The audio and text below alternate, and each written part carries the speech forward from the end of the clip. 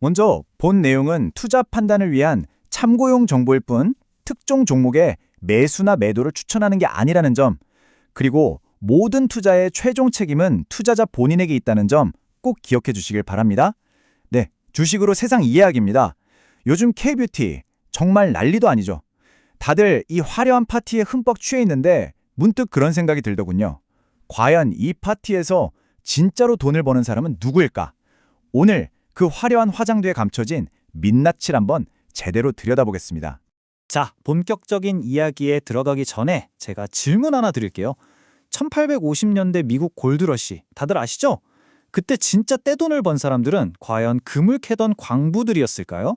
글쎄요, 아니었습니다. 진짜 부자는 그 광부들한테 청바지랑 곡괭이, 그러니까 삽을 팔았던 사람들이었어요. K뷰티 시장도 저는 똑같다고 봅니다. 오늘 우리는 누가 금을 캐고 있고 또 누가 뒤에서 조용히 삽을 팔면서 이익을 챙기고 있는지 그 전체적인 판을 한번 제대로 읽어볼 겁니다. 네, 그럼 첫 번째 섹션부터 시작하죠. 바로 K뷰티의 환상입니다. 겉으로 보이는 이 화려한 숫자들 뒤에 어떤 함정이 숨어 있는지 그거부터 한번 짚고 넘어가야겠죠? 이야, 이 차트 한번 보세요. 정말 가슴이 웅장해지지 않습니까?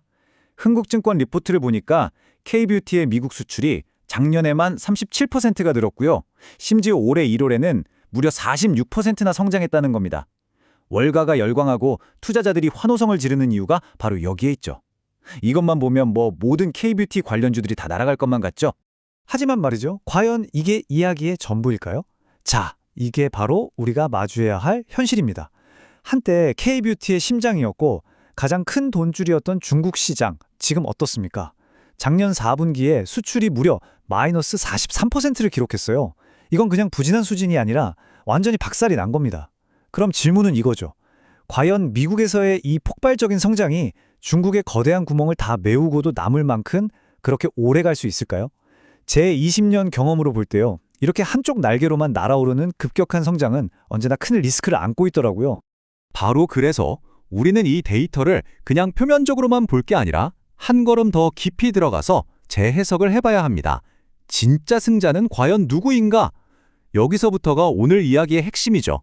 금을 캐는 사람과 삽을 파는 사람의 운명이 갈리기 시작하는 지점입니다. 자, 바로 이겁니다. 이게 오늘 분석의 핵심, 소위 말하는 알파가 숨어 있는 곳이죠. 왼쪽이 금을 캐는 브랜드 회사들이에요. 보세요. 경쟁은 거의 전쟁 수준이고 유행은 눈 깜짝할 사이에 바뀝니다. 살아남으려면 마케팅 비용을 정말 쏟아부어야 하죠. 그런데 오른쪽 이 삽을 파는 ODM 회사들을 한번 보세요. 이 친구들은요, 브랜드들이 서로 피 터지게 싸울수록 더 좋아요. 더 많은 삽, 즉 화장품을 팔 수 있으니까요. 고객사도 워낙 다양해서 한두 군데 망한다고 해도 끄떡없습니다. 이들은 그냥 묵묵히 연구개발하고 물건만 잘 만들면 구조적으로 성장하는 거죠. 전쟁터에서 양쪽에 무기를 파는 상인이라고나 할까요? 아주 영리한 포지션입니다. 이 구조를 더 확실하게 보여주는 게 바로 지금의 미국 시장 상황이에요. 이 차트를 보시면 미국 시장은요, 기존의 큰 브랜드들이 한 70%를 차지하고 나머지 30%는 정말 수백 수천 개의 작은 인디 브랜드들이 잘게 쪼개서 나눠 먹고 있는 그런 시장입니다. 절대적인 강자가 없다는 거죠. 이게 뭘 의미할까요? 맞습니다. 수많은 브랜드들이 반짝 떴다가 또 금방 사라진다는 이야기입니다. 그런데 이 모든 브랜드들이 자체 공장을 가지고 있을까요? 천만에요. 전부 다 누군가에게 이것 좀 만들어주세요 하고 주문을 넣어야 합니다. 그 주문이 다 어디로 가겠습니까? 바로 ODM 회사들한테 가는 거죠. 특히 요즘 Z세대의 소비 패턴이 이 구조를 더 아주 단단하게 만들고 있어요. 이 친구들은 브랜드 충성도 이런 거 별로 없습니다. 그냥 가성비 좋고 지금 당장 틱톡에서 핫한 거 그걸 바로 사버려요. 그러니까 제품의 수명 주기가 정말 극단적으로 짧아진 겁니다. 이건 하나의 브랜드를 애지중지 키워야 하는 브랜드사 입장에서는 거의 재앙에 가까운 환경이에요.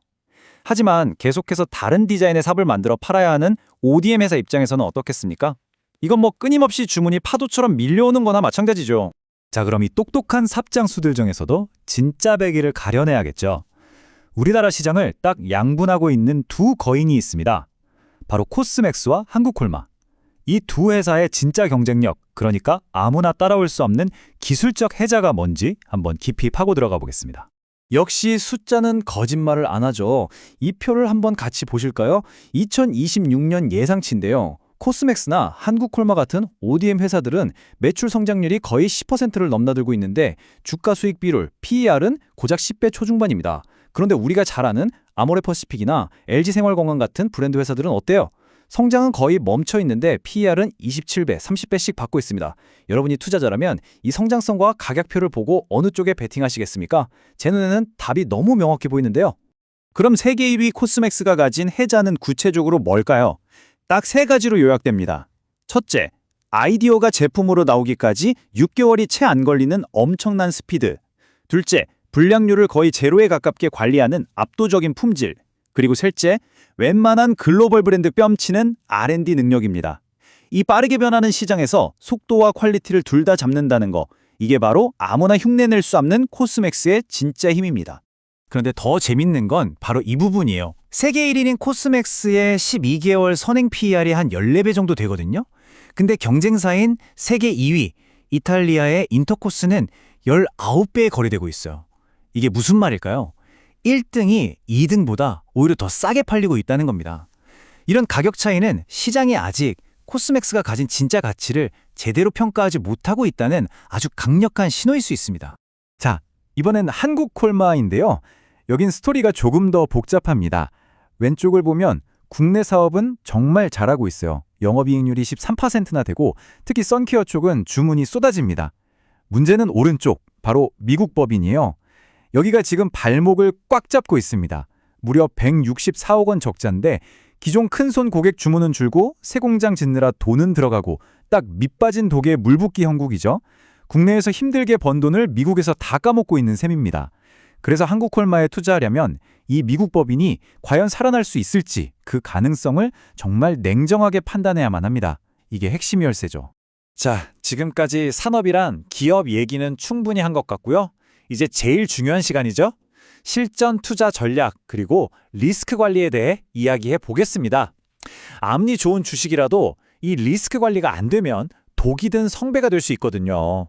이건 제가 2008년 금융위기 때 정말 뼈에 사무치게 깨달은 교훈입니다. 제 20년 투자 인생을 관통하는 원칙이 하나 있습니다.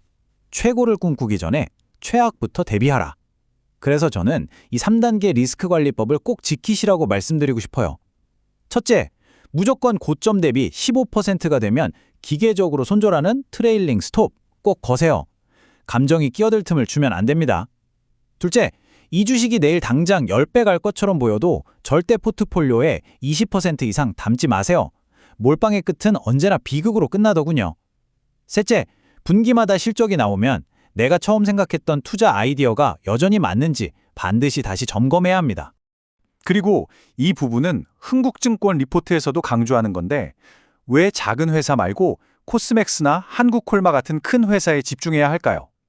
작은 ODM 회사들은요, 잘 나가는 인디 브랜드 한두 개에 목숨을 걸고 있는 경우가 많아요. 만약 그 브랜드 유행이 끝나버리면요, 회사 자체가 휘청거릴 수 있습니다. 딱 2000년 닷컴 버블 때 반짝했던 수많은 기술주들이 생각나네요. 결국 시장의 파도가 거칠수록 살아남는 건 덩치가 크고 맷집 좋은 녀석들입니다. 다시 한번 강조하겠습니다. 주식시장에서 이기는 건요, 예측을 잘해서가 아니라 대응을 잘해서입니다. 항상 최악의 상황을 먼저 머릿속에 그려놓고 그 다음에 장밋빛 미래를 꿈꿔야 합니다. 이게 지난 20년간 이 험한 시장에서 제가 살아남을 수 있었던 유일한 생존 법칙이에요. 그래서 오늘 분석을 통해 제가 내린 결론, 그리고 투자 스탠스는 아주 명확합니다. 딱 하나, 삽을 파는 기업, 즉 ODM 섹터의 비중을 늘려야 한다. 이건 흥국증권 리포트의 결론과도 정확히 같습니다. K뷰티의 삽을 파는 ODM 섹터는 비중 확대, 반대로 금을 캐는 기존 브랜드 회사들은 중립. 이게 오늘 분석의 가장 중요한 결론입니다. 그리고 그 삽하는 회사들 중에서 리포트가 꼽은 최선호주, 탑픽은 역시 글로벌 1등인 코스맥스고요. 차선호주로는 한국콜마를 꼽고 있네요. 오늘 이 분석이 여러분이 투자 판단을 내리시는데 작은 힌트가 되었으면 좋겠습니다. 자, 이제 진짜 돈이 어디서 어디로 흐르는지 그 판을 읽는 법을 조금은 아시게 됐을 겁니다. 그럼 앞으로 또 다른 산업에서 이런 붐이 일어났을 때 여러분은 시장을 어떤 눈으로 바라보시겠습니까? 여전히 저 앞에서 화려하게 금을 캐는 사람들에게 환호성을 지르시겠어요? 아니면 그 뒤에서 묵묵히 삽을 팔고 있는 사람의 진짜 가치를 알아보시겠습니까? 결국 주식 시장은 예측의 영역이 아니라 대응과 생존의 무대입니다. 오늘 이야기가 여러분의 투자 프레임워크를 한 단계 넓히는데 도움이 되셨길 바랍니다. 구독과 좋아요, 알림 설정 잊지 마시고요. 지금까지 주식으로 세상 이야기였습니다.